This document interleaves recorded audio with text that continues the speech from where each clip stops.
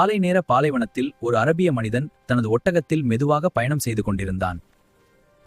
மணல் மேடுகளை கடந்து அவன் நீண்ட தூரம் தனியாக பயணம் செய்தான்.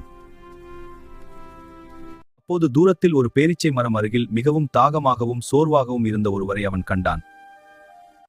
நீங்கள் மிகவும் சோர்வாக தெரிகிறீர்கள். தண்ணீர் கொடுங்கள். இதோ இந்த தண்ணீர் பையை எடுத்து. அவன் உடனே தனது தோல் தண்ணீர் பையை எடுத்துக்கொண்டு அந்த மனிதனுக்கு தண்ணீர் கொடுத்தான். தண்ணீர் குடித்த பிறகு அந்த மனிதன் புத்துணர்ச்சி அடைந்தான். அவர்கள் இருவரும் ஒன்றாக ஒட்டகத்தில் பயணம் தொடங்கினர்.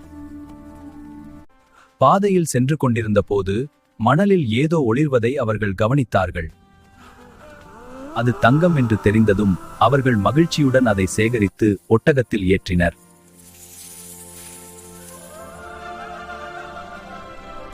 நல்ல மனதுடன் உதவியதால் அவர்களுக்கு அதிர்ஷ்டமும் செல்வமும் கிடைத்தது.